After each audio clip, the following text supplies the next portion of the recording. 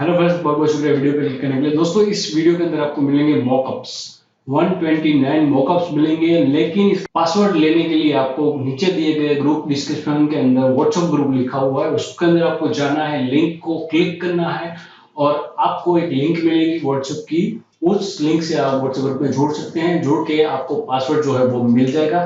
ये basic process है, password दूसरी तरफ से भी आपको मिल ही जाएगा। तो पासवर्ड की चिंता मत कीजिएगा और वीडियो अगर पसंद आया तो लाइक जरूर कीजिएगा, अपने दोस्तों के साथ शेयर कीजिएगा और एक लाइक जरूर कीजिएगा ताकि हमको ये जो हमारी मेहनत है उसको एक मोटिवेशन मिले और आगे हम और भी इससे भी अच्छा हम आपको कंटेंट दें, वो भी फ्री में। तो ये फ्री का कंटेंट आपको कैसा लगता है, अच्छा लगता है या नहीं, हमें जरूर बताइएगा कमेंट बॉक्स के अंदर। और नई नई वीडियो हम लाते रहेंगे आपके लिए और बहुत बहुत शुक्रिया वीडियो पर क्लिक करने के लिए। तो मिलते हैं नई वीडियो के अंदर, तब तक के लिए बहुत बहुत शुक्रिया। Thank you.